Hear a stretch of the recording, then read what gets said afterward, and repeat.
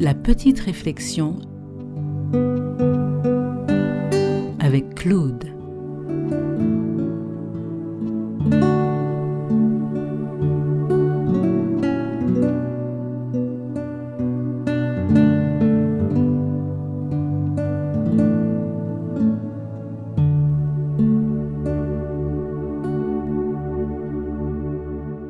Conseils pour prendre soin de sa santé mentale. Au même titre que la pratique de l'activité physique ou qu'une saine alimentation améliore l'état de santé physique, il est possible d'utiliser des moyens pour maintenir sa santé mentale en bonne condition et même de l'améliorer.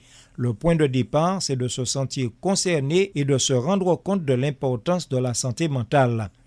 Premier conseil, ayez confiance en vous. Sans estime de soi, point de qualité de vie. Déterminez vos forces et vos faiblesses, acceptez-les et tirez-en parti. Si vous mettez en tête que vous pas réussir ou pas jamais réussir, au lieu de crier que vous pas arriver faire tel ou tel bagaille, mettez en tête que si d'autres arrivent, ou aussi ou peut arriver. Tout en ou pas essayer de faire un bagaille, il faut pas dire que vous pas arriver faire. Entendons-nous bien. Si vous pas jamais dit un mot anglais en la vie, ou pas aller chercher un travail interprète. Mais par contre, si vous pas à parler anglais, vous pouvez apprendre à parler. Pas mettre en tête que vous pas jamais arriver à parler, et que si vous essayez et puis vous pas arriver, pas décourager. Ça a une expérience en plus pour. Deuxième conseil, acceptez les compliments. Plusieurs d'entre nous avons de la difficulté à accepter les compliments que l'on nous fait.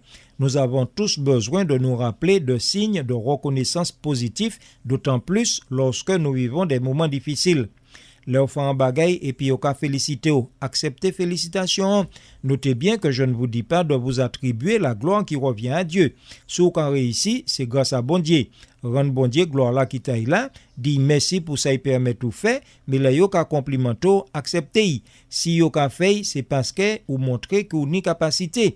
Et puis un jour quand il déprimé ou quand il réfléchit ou quand il dit mais yo te félicité moi là, eh bien ça le dit qu'il m'a pas tout à fait inutile. Attention, j'ai dit accepter les compliments, je n'ai pas dit recherchez-les. Troisième conseil, entretenez vos relations familiales et amicales. Manquer d'égard envers ces personnes, c'est peut-être se priver de partager nos joies et nos peines. Prends un petit moment de temps en temps pour passer aux amis ou famille. C'est pas leur mêler seulement pour songer que on est famille ou bien amis. Leur ni problème, le simple fait d'en parler est déjà un grand soulagement. Si en plus vous avez des oreilles amies pour vous écouter, eh bien, qui sont commandés en plus. Quatrième conseil, offrez votre aide et acceptez d'en recevoir. Les relations avec nos amis et les membres de notre famille sont renforcées lorsqu'elles sont mises à l'épreuve. Ni moun qui paraît pour aider, mais qui pas qu'à accepter yo aider yo. Faut que vous mettez en tête tout le monde qui a mêlé un jour et qui pas ni pièce honte à accepter qui yo aider yo. Faut pas quitter l'orgueil ou bien vieille fierté pour arrêter souffrir au lieu de crier au secours. Et puis, qui sait? Peut-être moment difficile là on va passer à, c'est un moyen bon Dieu qu'a servi pour apprendre nous descendre de l'orgueil là ou pendant là. Cinquième point, établissez un budget réaliste. C'est un moyen d'éviter des problèmes financiers qui sont souvent une source de stress. Souvent, nous dépensons pour les choses souhaitées plutôt que pour les choses nécessaires. Apprendre vivre et puis ça on nie. Pas envier ça les autres ni. Pas essayer faire comme les autres. Si vous avez touché 1 000 euros, pas vivre comme un monde qui a touché 1 500, puisque vous avez toujours été doué. Apprendre fait la différence entre ça envie et ça a besoin. De là, ou kay obligé choisir entre les différents bagailles au besoin parce que ou pas kay toujours pe bako tout ça au besoin. Ce n'est pas toujours facile à vivre, mais si vous allez mettre corps en problème pour essayer ni tout ça au besoin, ou ka risquer de trouver corps en gros difficulté. Parole avec musique à sur Radio Espérance et puis Claude Stewart. Sixième point, faites du bénévolat. S'engager dans des activités qui sont importantes à nos yeux nous procure un sentiment d'utilité et de satisfaction. Utiliser une partie de votre temps libre pour faire du bien vous apporte de grosses satisfactions. Cela vous permet également de développer chez vous des capacités que vous ne soupçonniez même pas. Ni 22 ans, m'a fait émission en bénévolat à sur Radio Espérance. Eh bien, je ne me porte pas plus mal que cela et ça m'a permis de découvrir des talents que je n'aurais pas pu développer autrement. Et puis, ça qu'a fait moi dit bien, dit fait autres dit bien. Ni en l'autre activité qui besoin bénévole.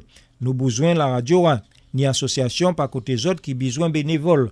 Je suis certain que si les jeunes passaient du temps dans des activités bénévoles, ni en l'obétise, yo pas te fait. 7e point, gérer efficacement votre stress. Nous avons tous des éléments stressants dans notre vie, mais nous devons apprendre à les surmonter afin de conserver notre santé mentale. Un des éléments qui permet de surmonter le stress, c'est la confiance en Dieu. Mais pour faire confiance à Dieu, il faut le connaître. Pour le connaître, il faut le côtoyer.